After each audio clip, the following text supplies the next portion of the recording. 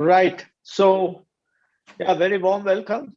And it's a cold winter here. And I think in India, probably those watching from India or international, according to the place they are, probably enjoying the long evening or probably they are almost to sleep. But still, it's very nice that many of you are joining. And so it's a great to see and also very special event today.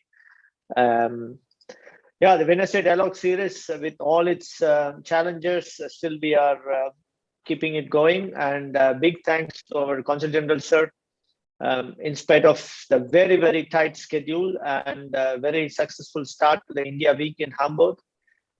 Today, he could, in a short span of few days, we could fix this Wednesday Dialogue series, a special event and special occasion, and he could also join. I know there are many parallel events happening, as he just said, also some events happening down as well at the consulate right now. So yeah, with these few words, it's really very, very nice, and we could find a slot and a very special guest from India. I think it would be only appropriate and respectful and honorable with the Honorable Consul General Sir introducing the guest and also opening the session for today. Sir, please, floor is yours. Thank you, Bala. As usual, namaskar, everybody. And thank you for coming online for this very special Wednesday Dialogue, part of our regular monthly program. And this evening, we are very lucky and very privileged to have Kit Shangpliang. He is the leader of the band SUMMERSALT, which is a very well-known band from Shillong, which is also known as the rock capital of India. And we are privileged to have him. Kit is a multi-talented person, very interesting personality, has had a lot of experience. He's a singer-songwriter. He has written more than 100 songs. He is also a music producer. He is also an arts activist, researcher, traditional culture specialist, multi-instrumentalist, and he is also an academically trained communicator. And we are really privileged and lucky to have him tonight, this evening. And I greatly look forward to the interaction with Kit, with Bala, and with the audience who are able to join us today. And as you all know, we have the India Week Hamburg this week. It started yesterday with a grand reception at the Rathaus at the Town Hall of Hamburg. And we have many ongoing programs. Even as we speak, we are coming live from the Consulate General of India in Hamburg. Downstairs in our auditorium, we have a business seminar going on. So we have just come specially to be here with everybody here this evening. And I think I don't need to take much more of your time. I'd just like to thank Kit for being here, and of course, Bala for, as ever, for hosting this show, moderating it. And I hand over the mic or the floor to Bala and to Kit. Thank you very much. Once again, welcome to the Wednesday Dialogue series of the Consulate General of India in Hamburg. Thank you. Thank you very much, sir. As humble as you are, as modest as you are, we all know, and it is without your due support and also, yeah, your advice, we would not be having this in the last events as well, and also this great idea as well today. And yeah, I'm also very much looking forward to Friday and from Hanover, and so the guest is going to be at the capital city of Niedersachsen here to perform. So we are very much looking forward to, and I'm pretty sure you will get a grand welcome from the Hanover living Indians, but also we have international population already registered for the event as well. So you will also enjoy, and they will also have a good time.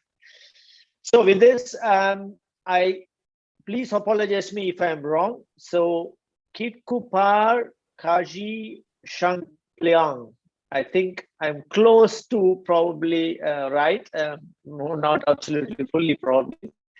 But a very beloved Kit, thank you very much for being today here, and thanks for coming to Germany, and also for this very special India Week also, and also taking this opportunity to tour at least the northern part of Germany and a few other places. So we are very privileged. I just went through your let's say formal CV, but informally I went through your videos and news clippings, and also I actually I have to say I have a good connection with Shillong, because I have been to Meghalaya a few times myself, and I basically work in the field of, uh, actually I'm a marine biologist, but also I work very much with the vocational education and training. And I had the privilege of having your former Chief Minister, Mr. Mukul Sangma, hosted in Hanover. Personally, he was here at our university, and we actually honored him with honored member of our Indian Association Hanover also. So actually, and I was there a few times in Shillong. The one thing, the mistake I did was I never realized that Shillong can be really cold. So I thought, okay, I know it's on the north, but I thought being in Germany, I think you still can manage. But then I was wrong. So that one night I had a rough weather. But anyway, I think that the friends there could manage, and we could get a heater and everything. So it's done. But I loved it, and we could go a few places, and Eternal Beauty was just, I know the whole Northeast, basically I have few of the stations for sure. When CG sir is back in India, I'm pretty sure I'm going to catch hold of him to visit Manipur and few other places personally. So I think that's the best thing. So I'm a great fan of that, and you are here. So as I was telling, when I went through your videos and the collaborations you had, it's something phenomenal. But let me start with a very simple thing.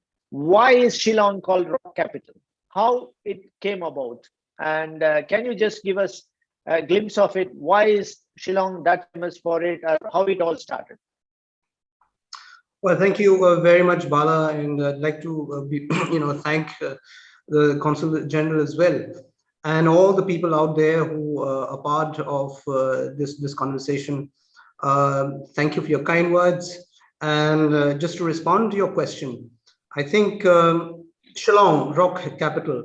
There are so many reasons why it was called, and now it is known as the rock capital. But when you say rock, it's not really a genre. Rock in a way represents the overarching musical identity of the place.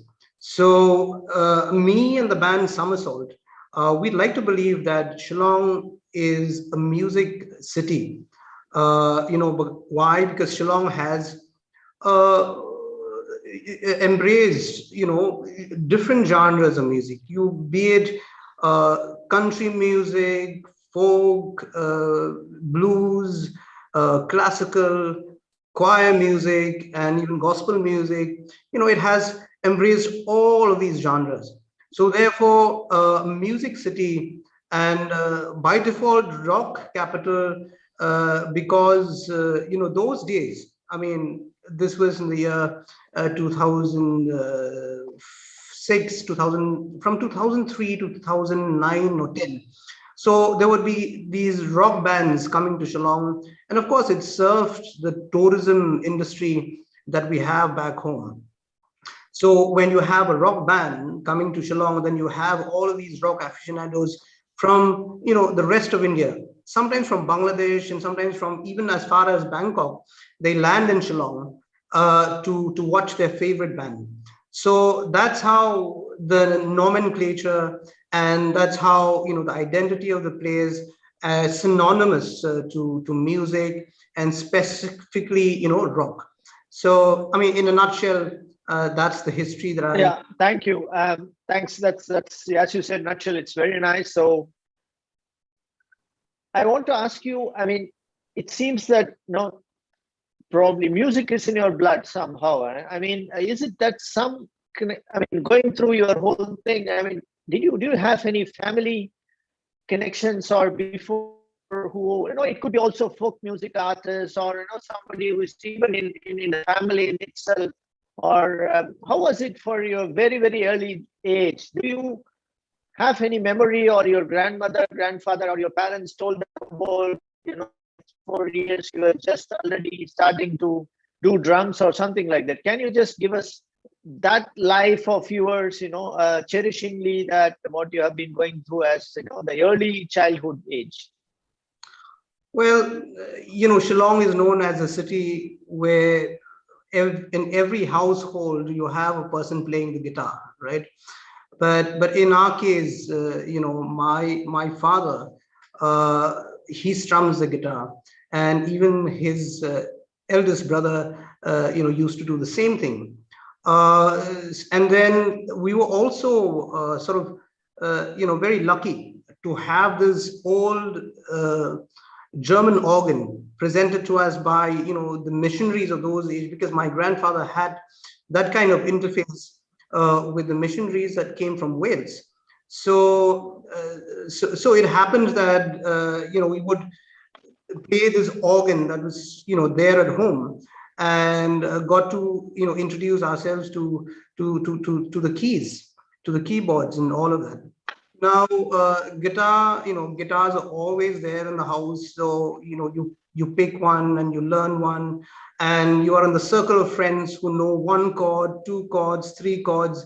So you learn one skill from one person or one musician, and then you learn the other chord progression from another. So it's therefore I think it's befitting for Shillong to be called the music city, because it is what it is because of the sheer talent. But of course, I think talent alone is not really an answer, So you still got to sharpen those talents, and you got to sharpen your skills, because music is beyond just playing the guitar or playing there's a lot of social media now. There's a lot of positioning. There's a lot of storytelling that you got to think of. And I grew up in the four walls of the church playing music and singing. So over a period of time, then we played a lot of English songs, some Khasi songs, but then we realized that I personally realized also that we've got to go back to our roots, because at the end of the day, we live in a world where you've got to know where your position is, right? So it's like you are in a journey where you have to really know, and you've got to have a map. So that is what really attracted me to indigenous music of the Khasi people. So let me stop you there. Just the point, during the school days, let's say already you are thinking about point of time, I want to be a lead singer and form my team, or had you had your own, let's say, a fun and jovial team already kind of let's say put up together, or it was like more solo, you were doing things, but then it all happened during the college time because you did mass communication, and in Hill University, which is of course the university itself is so much famous, and maybe mass communication, of course we all know most of those actors and visual communication, those people who do it. So how was it? Did the school days give you that foundation, or it was more in the college time? Well, school days, college days is more of playing music for the sake of any average artist in Shillong would do. So we didn't take that seriously. I didn't. I thought, I was going to go into this field or that field, which, I took mass communication, and I think I would still count myself a communicator now, for the simple fact that, I use music also as a communications tool. So it is a medium. But I also think that when I started working for a relief and development organization and traveled the rest of India and also sometimes abroad, so I was enjoying doing that, and it gave me that kind of exposure to be able to communicate. So we did photography, writing. I was working as a para-journalist, providing coverage to disaster communication. For example, the Bhuj earthquake, Jammu and Kashmir, South Asian tsunami, and a series of floods that happened in India between 2010 to 2011. So that was a kind of experience. So I did not even touch my guitar for 1 decade, but never thought that I would come back. When I got a chance to come back to Shillong, you just can't say no to music, because when it calls you, it calls you. So much so that when people ask me, are you a music lover? I would say, no, I'm not a music lover, but in fact, it's the other way around. It's music that loved me, and it's given me a second chance. And I think once I realized that, then I realized, music is much, much bigger than me. Then it all sort of falls into place, enabling me to sort of lead a team, leading a band. So a band of 7 people now, and however, 7 is also a very significant number to us. So that's how the story goes, from being just play music for the sake of playing it to actually realizing that this is one very effective communications tool. You said, of course, when I looked at things, that's what actually really captivated me. But I'd say singer, songwriter, music producer, art activist, and researcher, traditional culture specialist, multi-instrumentalist, and academically trained communicator. I mean, it's such a multifaceted thing. But what you said during now is you are a para-journalist and you visited the most challenging and difficult times during floods and earthquakes and all. How was it, Kit? How was it to go through in those places? Let's leave music apart for some time. How was it for a human being, and as also at that point of time as a communicator, as a journalist, to be in center of such calamity? And what is that taught you in life, and how was it for you to really go through that situation? Well, I'd like to tell a story really when you ask me that question. But to answer your question in short, what I've learned through all of these lives experiences and how life has blessed me with is the word resilience. You got to stand on your feet and be quick and nimble. And I remember this time when we had to go through to the district of Uri and Tangdhar in Jammu and Kashmir. And then, I come from Shillong, right? And then when you look at the face, perhaps the average, global personality may find it difficult because they look at a typical Indian of this look of wearing this kind of a dress. Now I was traveling with another German colleague of mine. So he was like 6 feet. I think he almost touched about 6.5, and I'm barely 5. So you can imagine when we went and meet with the DC, and then he said, what do you need? And I told him, because I'm the Indian there, not him. So I had to say something. He said, what do you need? He said, no, we just need a place to stay. Oh, you are a liability. Then we thought you're an asset. So all of those things, made you, the tough person that you can be. But also you have to, those days, I also have to work with children. And because the relief and development organization that I was working with, which is World Vision International, work with and for the children.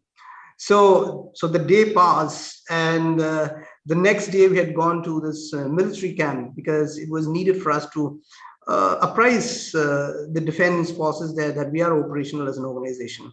So we went there, and there was, I think, I don't remember very clearly, but there was a captain from, Rajasthan, and there was another officer, army officer from Chennai, and there was a BSF, officer again from Chorachandpur, a place where the consul general comes from, So, and there was me, and so ethnically we were so different.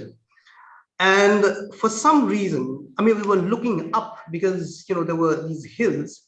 And of course, on top of the hill, you can guess there is a Pakistani flag, So they were alerted. They communicate with each other. But then, that was the first time that I felt, I belong to India and India belongs to me, and there is no doubt about it. So I think all of those experiences, they taught you to be tough and gentle at one given moment also, because, you have to stand your ground, but yet be gentle. So I think it's been a very, very interesting journey. I did not plan it that way. I did not plan it this way, but it happened. But I think the fact that I've had so much of social, interfaces with different communities, traveling the villages, working with the underprivileged and people in the margins, be it HIV and AIDS, and then recently we were part of the Corona management team in Shillong. So it just interests me so much because I can write songs that are socially relevant. So, and I believe that arts has to be socially relevant, or it is not arts, at all. So those are the thoughts in my head as you ask me those questions. No, it's absolutely very, very touching. And I'm just picking up that point because you are here very primarily for India Week, or no? And of course, around that, you are visiting us and other places. We are very thankful. So India, because as you rightly said and rightly wrote also, and we have seen that you have gone crisscross across India. Let's put it this way, And I also saw that, also you did your master's in journalism, mass communication in Madurai Kamaraj University. So it's also something. So what is that India for you? Because now India Week is there. We are speaking about India and also the international audience in Hamburg and the world. And people are speaking about, again, various, the whole diversity and various facets of India, something even Indians at some point of time, hardly could really speak more, because even for Indians, because India is too big to really, simplify it. It's such a complex and diverse. So what is India for you? You have gone all over and now you are here. How do you take it? How you people, when you speak about things, how you are representing India of your understanding of India? Well, I think India to me, is about resilience, about what's the word, evolution of cultures, and trying to find itself, to really understand itself and understand its people. The kind of tolerance that we find in India is much more, I guess. If you look at other parts of the world, I would not name it, but then we've made mistakes in the past, but we've had the courage to come out from those mistakes and really respect each other. We've come out from volatile situations. We've come out from all sorts of corporate mistakes that we've done, and taken courage really. So I think the word is resilience, and I look at India, and its ancient wisdom is something that the world can still learn so much. And of course, you got the yoga, you got all of that. But if you look at India's northeast, there is again so much of ancient wisdom there. For example, I come from the matrilineal society, where the female member of the society is held in high esteem. So those, of course, we've got challenges, everywhere in the world. But in terms of giving that kind of position and that kind of respect to all members in society, including the female member, a world can learn a thing or two. So hence, if you look at Somersault, the word salt is there. We are a very small population in a very big country. And of course, if you look at the Khasi population, we are in Bangladesh. We are also in other states in India. But yet, I think most of the communities in Northeast, like they're a small community, but there's so much to learn from them. So therefore, the word salt comes in, because salt is always a small ingredient, but without it, your best of curry will not really taste, the way it should. I think you nailed it. So that's going to be the next question of mine. Somersault. How did it come about? What was the story behind the title that is now across the world and across the India, it's such a popular name. And is that a story really, or it just happened in the morning? You said, "Okay, I'm going there." That's what I tell people, and especially journalists. It doesn't need to mean anything. But then, since you asked, and we've also put meaning to it. Summer, vibrant. It's a vibrant season, and salt is a minority. It's a preservative. It's an ingredient that you cannot do without. It does a lot of things, and it's a medicine, and a lot of things you can do with salt. So I think when we started the band, then we thought that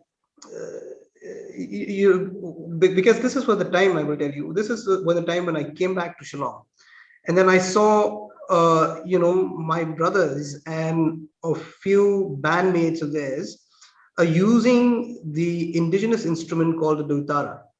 Of course, this is an assimilated instrument that we perhaps might have got it from either Bangladesh or Assam or Bengal.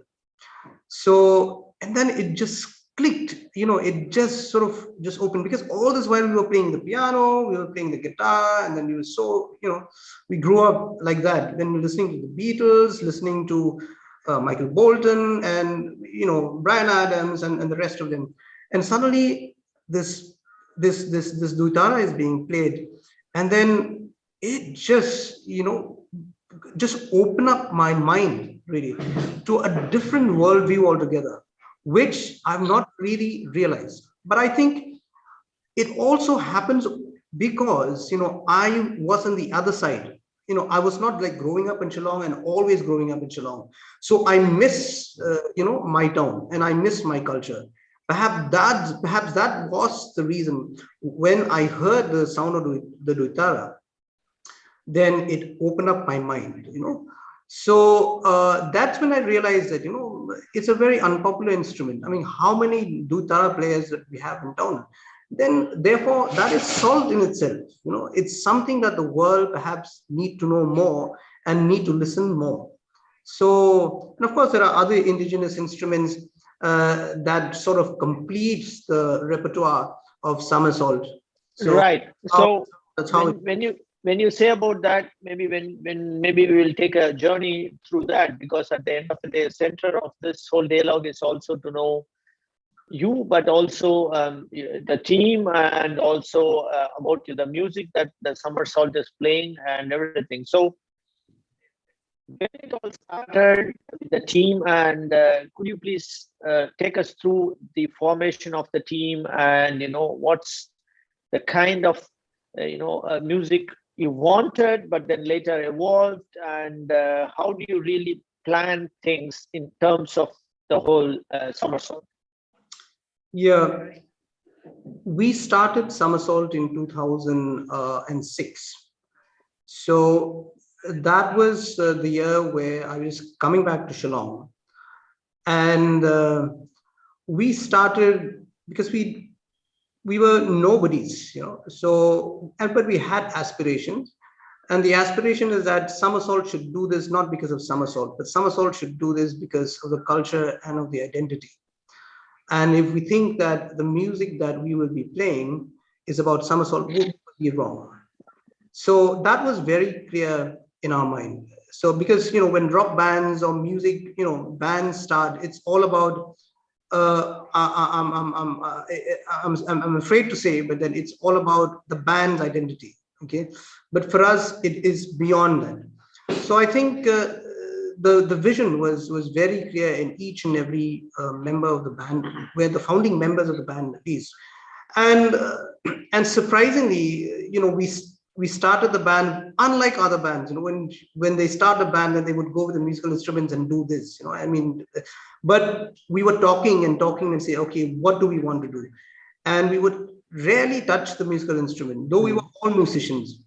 Then we were just talking about what we want to do. And this, at the end of 2.5 to 3 months, then we started to go into songwriting and, actually going to a jam pad and start our work. Of course, It did not come easily because we started in 2006. We were just playing here and there, nothing much to do. But fortunately, we got our other jobs to support us. Then we were okay. But then in 2015, when a team from Bollywood came to Shillong and they were looking for a band. Kit, we will go back to that. But the very important point you made is from 2006 to that time. So you all had your profession. Yeah, this was basically you wanted to try to come and make your band as a profession. But till to get to that stage, you all were somewhere down there and doing your work, but still your vision was to take the music to the next level. Is it right? Yes. So music to the next level, in the sense we, this is what we told each other. Even if we don't get there, we'll still learn from these experiences. So you don't want to sort of set a benchmark and you don't reach that, and then you get so disappointed. So that way, we have music at the end of the day, and we have each other. So how was this team? Let's before going to that breakthrough, what does your team composition look like? Are they someone from your village, or you know them in the college time, or you just observed and then you picked people who had like-minded or things like that? Is the team somehow, that's the team you wanted? Yeah, all of this I think just fell into place, and by default, the band members, there were 4 of us, and I don't usually say this to a journalist, and then they don't usually ask. But there were 4 of us who were brothers. I mean, like immediate brothers. Okay, each of us had our own personality, even our own, skill set when it comes to music, and because all 4 of us sort of, we are 3 years apart from each other, so there was a different generation. So it is generational, and it is, as far as style is concerned, we were different, and the kind of musical instruments were more or less, we played the similar instruments. All of us play at least 4 or 5 instruments. But then as far as this whole family unit is concerned, to some extent, it was tough, because you had to sort of, your brothers. At the same time, it makes things easy, because you got to be there for each other. But for some reason, we have not really positioned Somersault as a band of brothers. All of us are professionals, and we've got to bring something to the table. And then another revelation is that the female member of the family is also the mother of my 2 children. Oh. Okay, so that makes it, so sort of completes the whole family unit. But after that, there was another bass guitarist who joined along. Of course, he's no more with us, but we remain friends. And of course, we've got new members of the band. Of course, we have Ador, who plays the indigenous instrument. He's my brother. You have Weed, that's his nickname. He plays the drum. And then it's me. Unfortunately, I should also tell you that we lost our of the 4. I lost my younger brother last year. Sorry for that. He was able to complete the 2nd album, and we are yet to release that. So again, it boils down to resilience, because we've looked at other bands. It was very tough for them to come back after they've lost a member of the band. But in this case, I think resilience and again the vision of the band helped us to, and of course, perhaps the reasoning of our faith helped us to sort of follow some direction and get things done, for the sake of the music and for the sake of the music of the hill people and the Khasi Hills. Thank you. Thanks a lot. I think the point you made, that's what I think brings a lot of respect for you and your team, is that you continue to say band itself is not priority, rather than what we communicate through the music, also our culture, also where we come from, our roots and everything. I think that's something, it's a great respect that is really for you all. And let's move to the breakthrough 2015, that story, so we can start from there. Yeah, I jumped into that. I'm a typical talkative. No, that's our job to That, get back to you and then get the things. So that's fine. So from, you don't usually find people from that city, but I think my travels have made me it jumped into a lot of. Anyways, so Rock On 2, that is 2015. So there was the production team, the line producer from Mumbai, and they said they want to do a movie, and they were searching for a rock band that has indigenous elements in it. Okay, so they met a lot of people and musicians, but then when they met us, there were 4 or 5 of us. We met with them, and then at the time we were making the music video of the money song that we have, Hoi Kyu Pratashnam, and it's known in Hindi as Hoi Kyu Chalo Chalo. Rather, Bollywood termed it as that. So it was a back and forth process with them. So the director met with us, and then we were singing some songs. He was not really impressed, I guess, because we had only the acoustic guitar. I think what he wanted was to hear somebody playing with full on with drums and guitar and all that. So it was almost at the end of the conversation, and we were about to leave his hotel, and then said, we've got something to show you. So one of our guys took the headphone, and then we had a laptop, and the music video was like, it was a draft, but enough to sort of give him the feel of what the song is all about. So he listened to the song, and then I think the first 15 seconds, when I looked at his forehead, I just knew that he wanted to say, guys, you're in.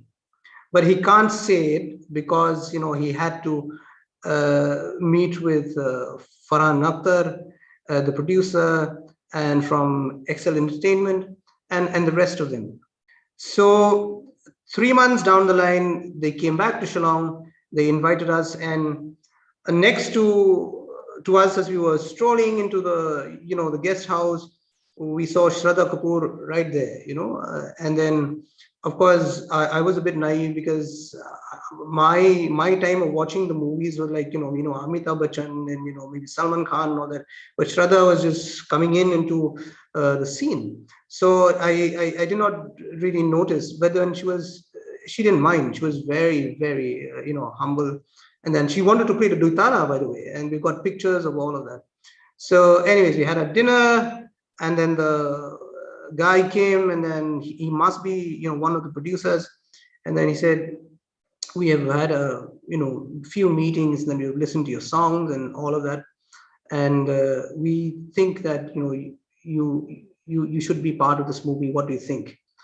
And this is a huge opportunity for Bollywood, and to us, Bollywood is not just Bollywood. Again, for Somersault to be part of this, it's it's the language of the minority and the minor community, making it there to Bollywood, which is an honor.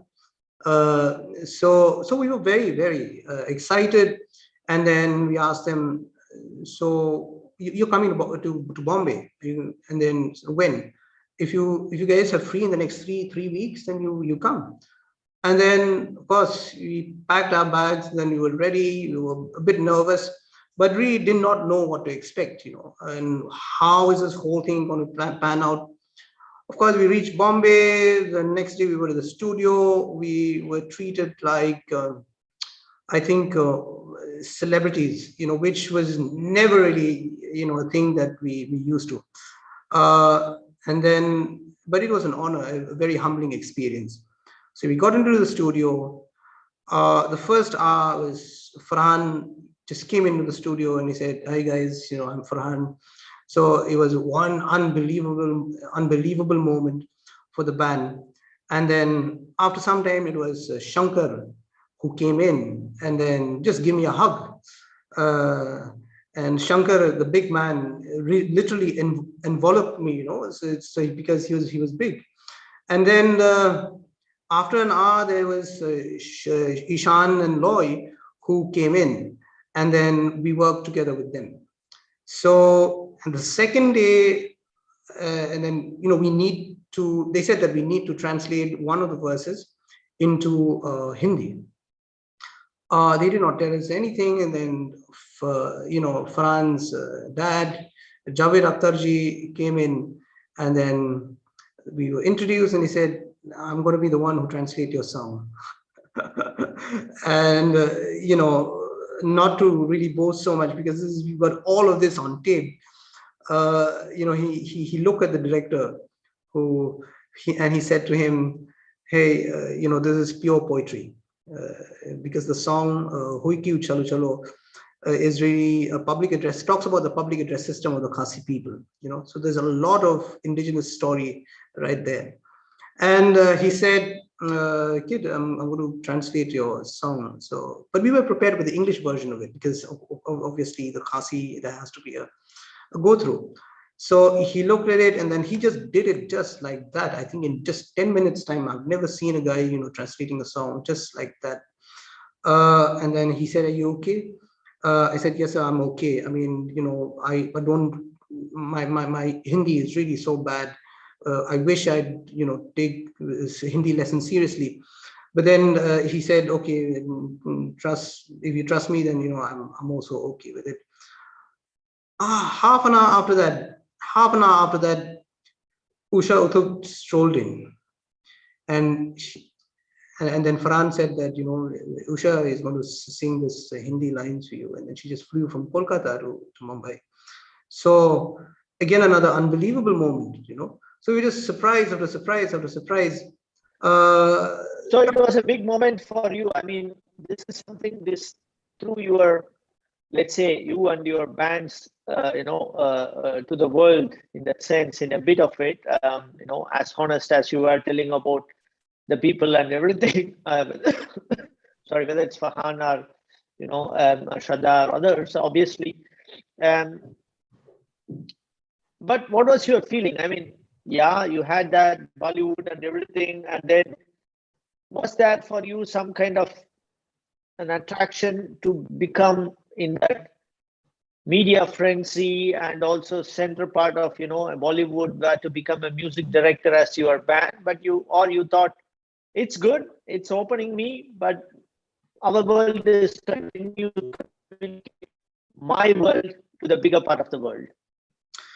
Yeah, I think we did understand that, but, you know, it did not sink in immediately, you know, because we knew that the media were talking about it. We were not really used to that kind of media hit and coverage. We knew that, you know, it was going to take us to another level, but what kind of level, we did not know. And of course, I think Rock On to, I should be honest that, you know, it has changed the way Somersault looks into music. But more than that, I have to repeat that it has changed the way the world looks at, you know, the music of the hill people. So to that, you know, we have to keep reminding ourselves that if we miss that, you know, we miss it all. This is not about Somersault, and this is not about even one community. It's about, you know, the diversity of India and the small communities in India, especially in India's northeast, you know. And there's so much value and so much values, in their worldview. So to that extent, I think, you know, we could not really comprehend everything what was going to happen next, but we knew that, you know, something good was going to happen. Right. Thanks a lot, Kit. I think as much as you and me, and we have a lot of things, I'm pretty sure there are others who are in the audience as well, have some intriguing questions or very curious, or maybe they want to share something about you or the band, and also maybe some other things what they have read and they wanted to ask. So with that, I would like to open the floor for our audience, also please do feel free. We should not be a monotonous dialogue between the two. We could also do that privately, but that's not the point. So please do ask something which you probably during our conversation and now maybe some things that have come to your mind that you wanted to ask it, or you have read something, or you wanted to know what is the truth or not, or all those things. So we also wanted to be part with you. Shrimanta, please. Hi, good evening, everyone. Hi, Kit. It is really an honor to take a participation in this program today. I have met Kit a couple of days back when you were here in Hamburg in the consulate, and really, it was a great time. I want to ask you, this is your first trip to Germany, right? And as your personal trip or as a trip for your whole band, how do you see it? You have already performed in some places in Germany. How do you see the reception of the German people to the music? This is a special music that you are bringing with you. And also to the people from Northeast India, the people from Meghalaya, you are presenting those places. How is your feeling? How are you being received here? Thank you for the question, Shrimanta. I think to respond to it, we are elated and we feel so warm despite the cold of Germany. Of course, the difference between the cold in Hamburg and the cold in Shillong is just between 3 to 4 degrees because it's colder here. But you've got the heating system here. We don't have a heating system in Shillong. But again, to answer your question, you know, the reception has been very heartwarming. And music as a language, as a global language, I think helps us to connect with, you know, different people of different communities. And speaking as a para-journalist, I used to write, you know, articles for newspapers and all of that. And now we have social media. So when you say something, I mean, or when you write something, you might be perceived, you know, you have 101 perceptions. But I think being a songwriter and a musician, you know, you are sort of blessed with this ability to be, you know, the snake charmer. You can get your message across because you bypass the brain and it goes straight to your heart, you know. But having said that, you know, it doesn't only happen in Germany, it happens everywhere. In this case, it happens right there with my neighbor.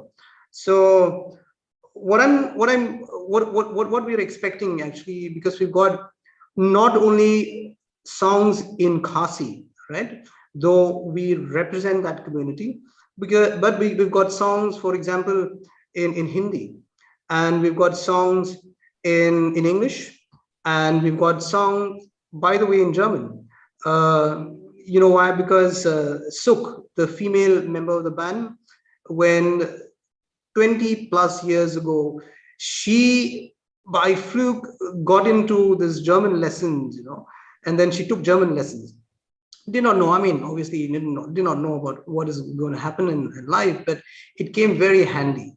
So if you look at this trip, really, it's not just one, you know, one trip, but it just came about and converge into, it's like we've planned this trip for the last 20 years, you know, very, very interesting, you know. So yes, I think I should say, because I'm saving the best for last, the other song that we're going to sing is Omar Opo Nadeg in Assam. I know that you come from Assam. Perhaps we will do that for you. I'm spilling all the surprise. I know my band members, I may disappoint them, but I'm telling you in advance that you may expect that tomorrow. That's really great. I'm quite excited about tomorrow. Thanks very Looking much. forward to it. Thank you very much. Thank you. Thank you. So any others would like to chip in with something that you wanted to say about also the band and Kit, or no, it may not be a question. It can be also something Kit had not yet revealed to us, something interesting that you want to say. As I see some names looking in that direction. Maybe some of you want to join, or Consul sir, you would like to also. He's curious to ask something, or maybe say something.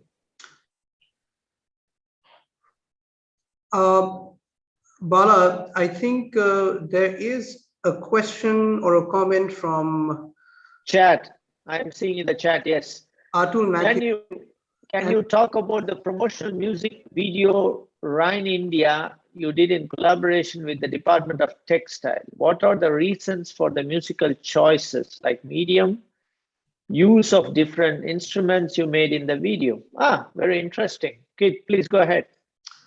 Yes, I can go endless on this because, when the Department of Textile, government of Meghalaya, thought that, they should involve Somersault to write a song.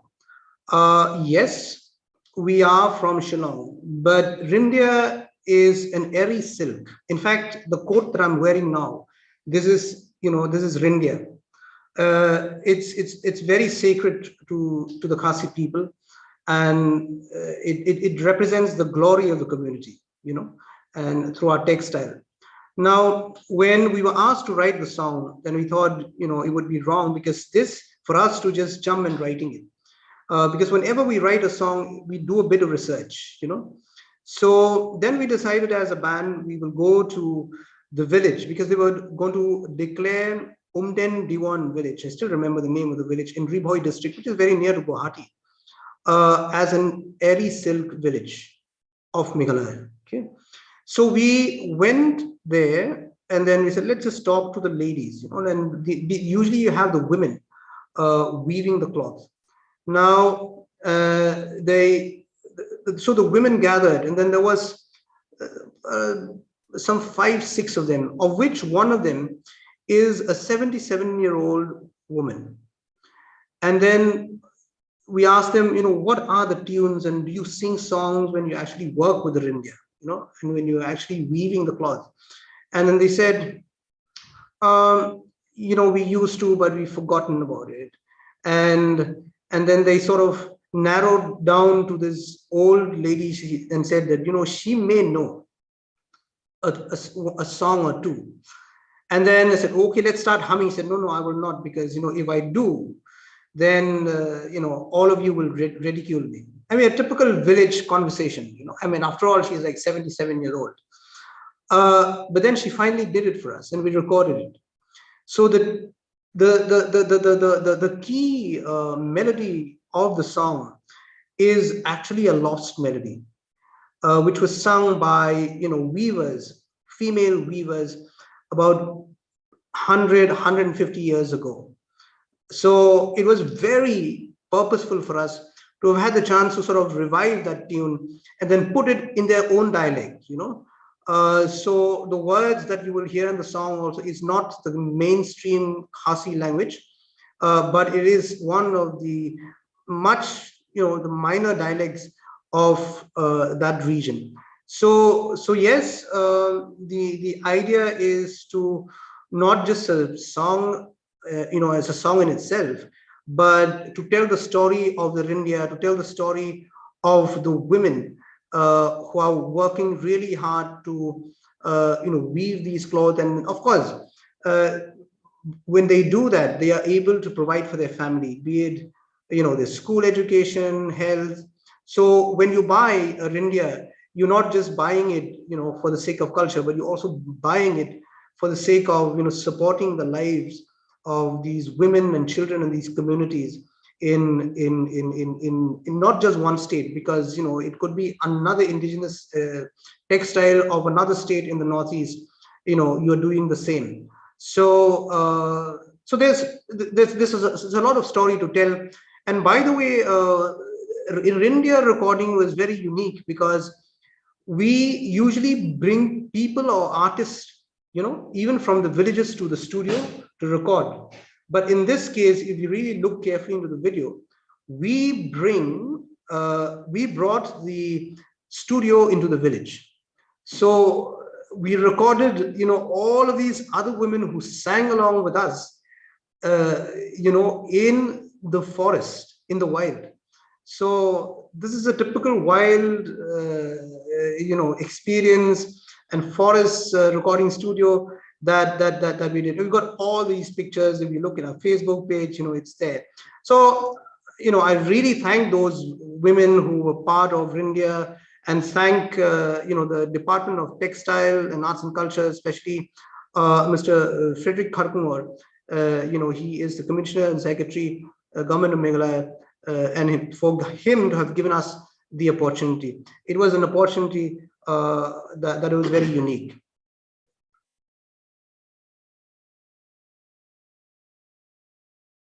Thanks a lot, Kit. I mean, it's it's a great thing. So another chat. Kit, my biggest compliments to you and the entire band. You guys are the right representatives to showcase our culture, the hills culture of the Northeast. Tell me, are you doing the song Hoi Keef everywhere? I think the world needs to know the history of the traditional community and announcement before the advent of social media. I'm glad this form of communication will never be forgotten because of your song. Yeah, there is so much passion and compassion into it, is it, Kit? Yes, I think we did not plan it to be that way. I think it is all because of good intentions, and it is all because of soulful intentions, and also the kind of support that we've got from a lot of people. I cannot even begin to name them, but Hoi Kyu is a song that resonates with the hills of the Khasi people, and it is a song if very foot tapping, and we were surprised because we thought that we live in this day and age where children of say 4, 5, 6, 7, 8 or 10 are so used and accustomed to hip hop music, or all of those different kind of music, which is like doop doop doop doop doop, a lot of rhythm there, but we never thought that children would be also touched by the melody of Hoi Kyu. And we've got, as I said, it's a foot tapping song, so the children surprisingly connected to it as well. So, and of course, children of all ages, because we also have the 70 plus, the 80 plus coming to us and said, "Oh, you are the one who sings Hoi Kyu." So that connection, I think, and music is ageless in terms of connect. Right. Shillong music, but also Shillong and football, or Meghalaya and football. Football is something also in the Northeast. Of course, you have starting from Calcutta to completely. You have obviously, but are you a football player, or do you have your passion with football? Do you play football in between or within your bands as a light moment during your composing and or something like that? Well, see, the kid in football, I think we share a very unique relationship, because I think all of my friends were doing football, and I think by personality, I was one of those people, even at my young age, that if everybody is doing this thing, and then I go to the other way around, and try out. So I was very experimental by nature. So, but the other thing is, my dad comes from a very artsy family. Okay, so they're into writing, they're into poetry, they're into singing. But my mom's family comes from a very sporty family. Okay, and I think I am blessed to sort of inherit both. But I think I'm better at arts than I'm better with sports. I play badminton. I tried my hand. I think I can do badminton and table tennis okay. But I tried my hand on tennis as well. Of course, we've got a golf course in Shillong, a natural golf course, but never tried a hand on that. I can play football, but I've never played, like I should have played. But as now, I think I am into swimming, and my daughter loves swimming. And so we encourage them to do all those physical activities. But yes, I think football and Shillong, I am now part of a club. It's called the Green Age Club, a 75 years club where we promote football. So whatever I can do, like I would go there and just, I don't know much about coaching and all of that, all those technicals.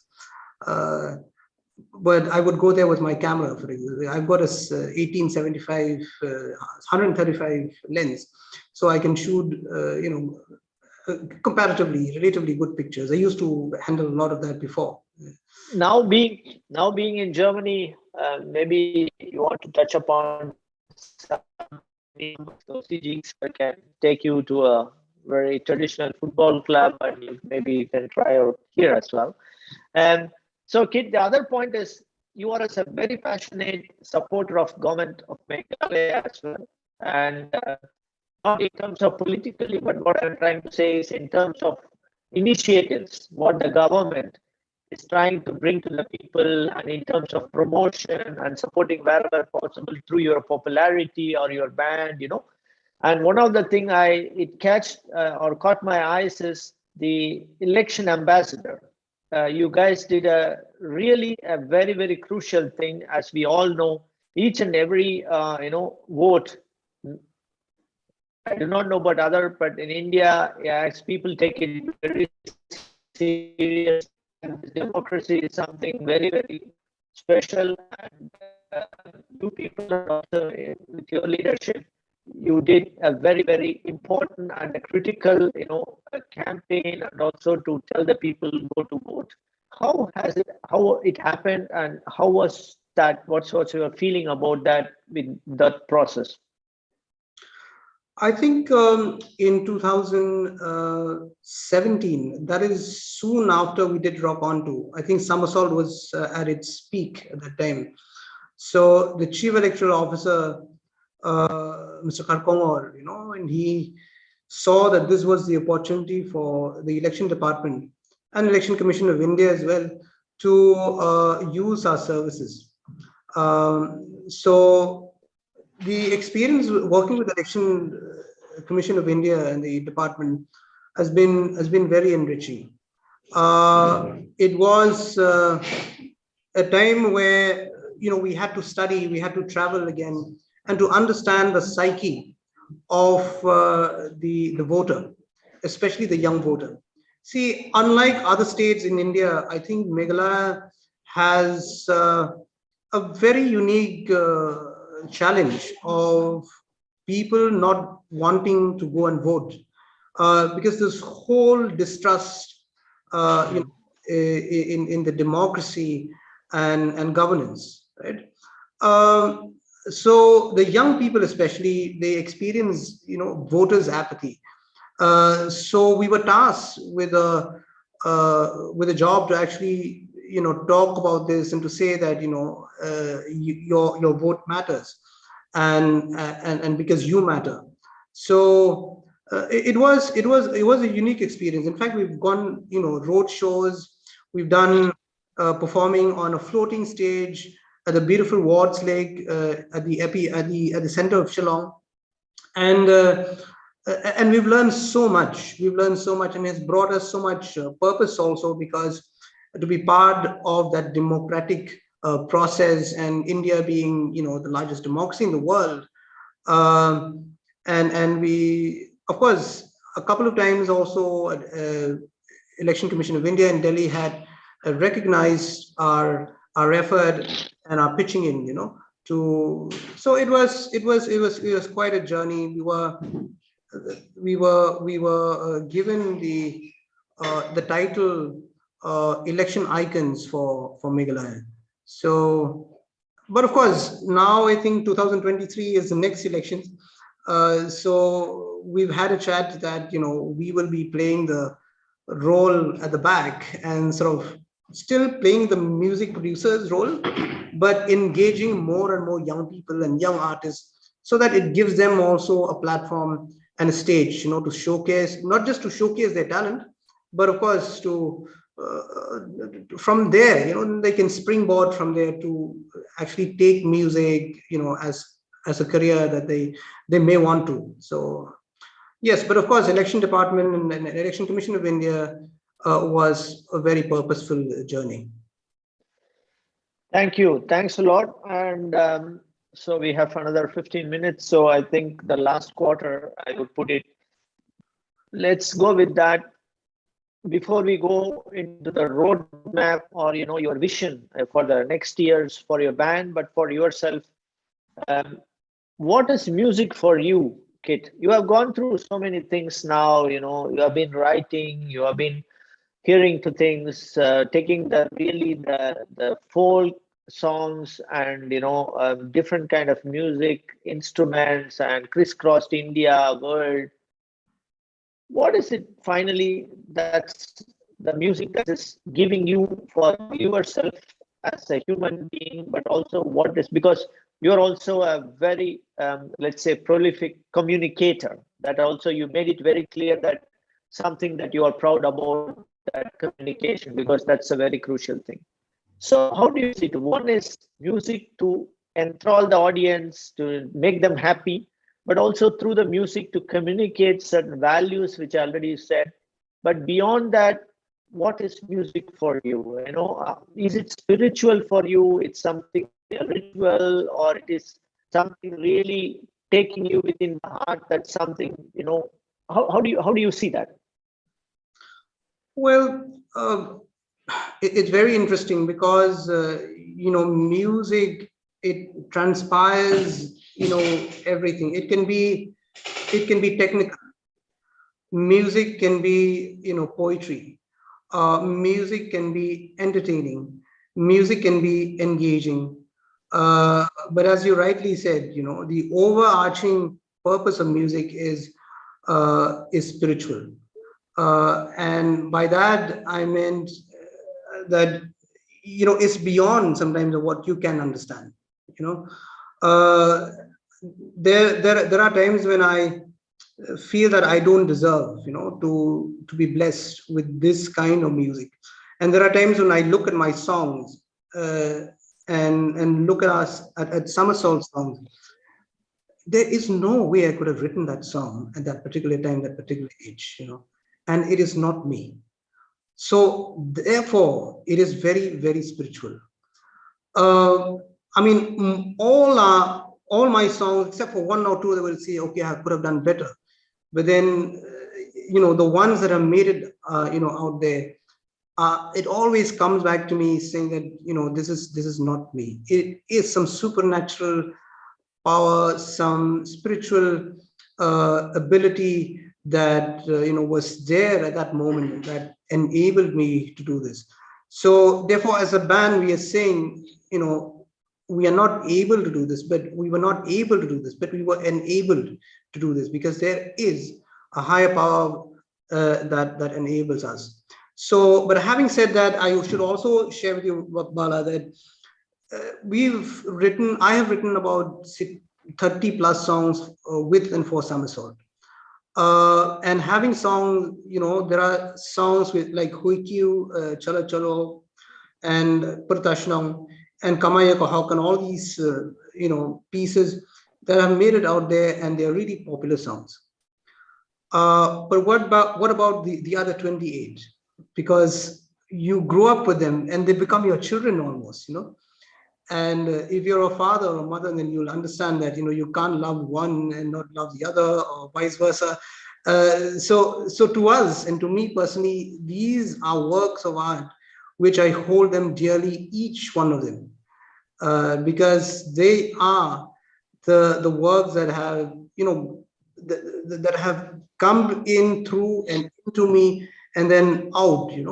So to that extent, all these songs and each of these songs are very, very, very precious, and they hold, strangely, the kind of songs that we write also hold us accountable. The kind of songs that we write also hold us accountable, very strangely, because we are writing about virtues. We could write about tolerance. We could write about love or integrity. Then when life leads us to a point where we have to make decisions that could put us in a very dicey thing. So those songs, they hold us accountable and they provide us direction, which whether it is left or it is right. So this is that kind of relationship that I have with music. Yes, spiritual, and yes, soulful. It is all converging into one piece. Very nice, very nicely said. So Kit, I think we are now coming to the final few minutes, and then I'll give it to CG sir also for the closing words. Where is the journey going to take you all? Apart from nobody knows tomorrow, what is going to happen. We obviously that's a different story, philosophically looking at it. But as a vision and maybe as a band together, what are those still, let's say, unfulfilled plans or things that you would guys have chalked out? To an extent, you can reveal what is your journey that's for the next years that you all want to be together and want to do something to contribute, and the knowledge and experiences you all have learned, and maybe through the music you want to further the very basic cause of your hill people or the Northeast and beyond. Yeah, I think our intention now is to take the music of the hill people, and particularly the Khasi Hills, to the rest of the world. Having said that, because the music of the hills are not just music alone, but there's so much of storytelling. There's so much of, I'll repeat myself, values, and ancient wisdom and indigenous wisdom. So those are the things that we think that the world deserves to hear. Okay, and of course, for SUMMERSALT, I think we live a very exciting times because we are very busy. We will be producing our second album soon, and it's all ready. We recorded at, if you know the place, Yajraj Studio in Mumbai. That was very prestigious for us, and it was quite an investment. But then we again think that if it is expensive, if it is an investment, let it be investment, let it be expensive, because the kind of music that we represent and the kind of culture that we represent deserves that kind of treatment, that kind of world-class treatment. So it was a step of faith, but we did it. Having said that, still excited because the future, probably in the next few months, we will be releasing a first song, and the idea is to release one song in a month's time. Why we do that? Because if you release all the 11 songs, we've got 11 songs. If you release all 11 songs on one album, the songs will get lost. Even the best of songs will get lost there. So there's been so much of effort, there's been so much of energy into each and every song. So we would like the audience and the listeners to actually relish, to actually digest, that song for that 1 month.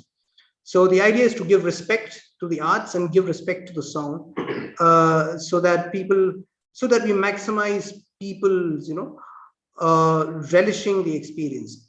So yes, the second album, and we've got a few other projects in hand. We would like to travel to more countries, but of course travel with maybe more collaboration with other musicians, so that they can also learn from our culture as much as we can also learn from theirs. So that's the idea. We would like to also work with other Indian musicians, because Indian is a subcontinent. There's so much. You've got the classical, Hindustani.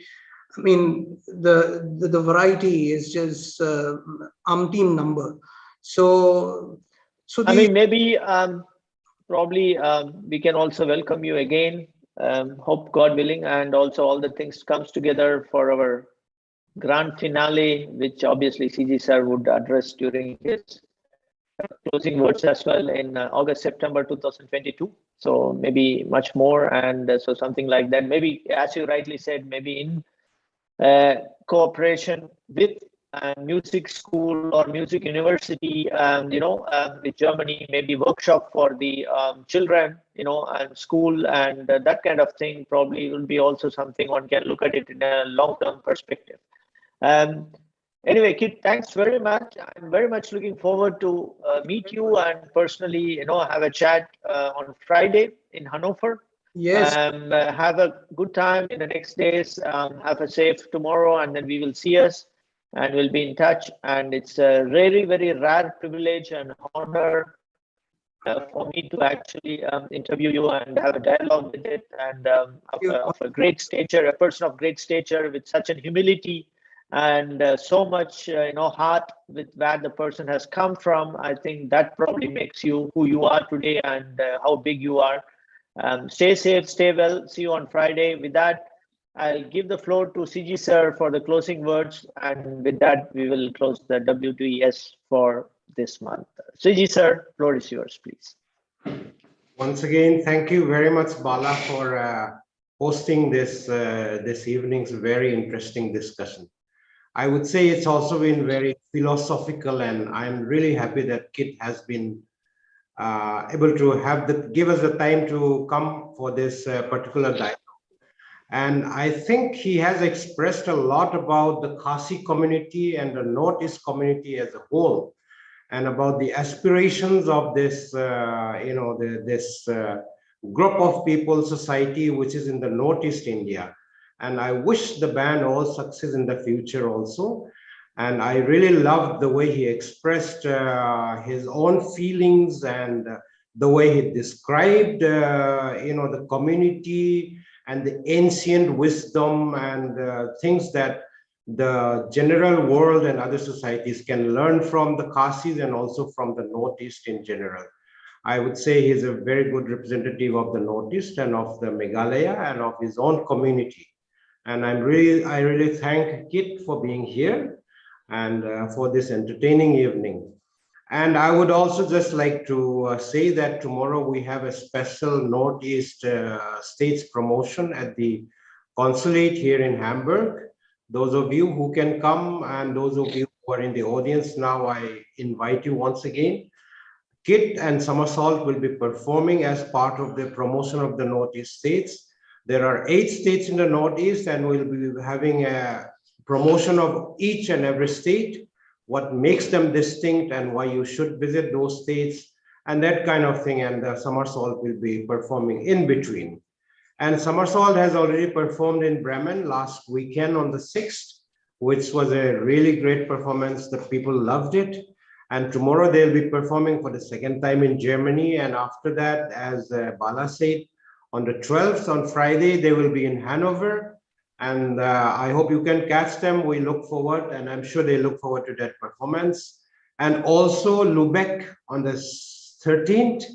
And the big concert of a performance in Hamburg would be at the Camp Nagel on the 14th in the evening at 7 p.m. So you can catch Somersault at that. And the last performance in Hamburg will be in Hard Rock Cafe Hamburg on the 17th. So those of you who want to listen to Kit and the story of Somersault and the story of the Northeast, you can catch them at these places also. So once again, thank you very much, Bala, for hosting this as ably and as capably as always. And I wish everybody here a good evening, good night. Thank you. Thank you. Thanks very much. And looking forward to the next WDS. And please stay safe. The corona numbers are rising. Please don't be, let's say, light and take it light. So I think really we are going through a phase probably again. And so please be safe. All the best. Nice evening. Thank you. Bye. Thank you. Namaskar.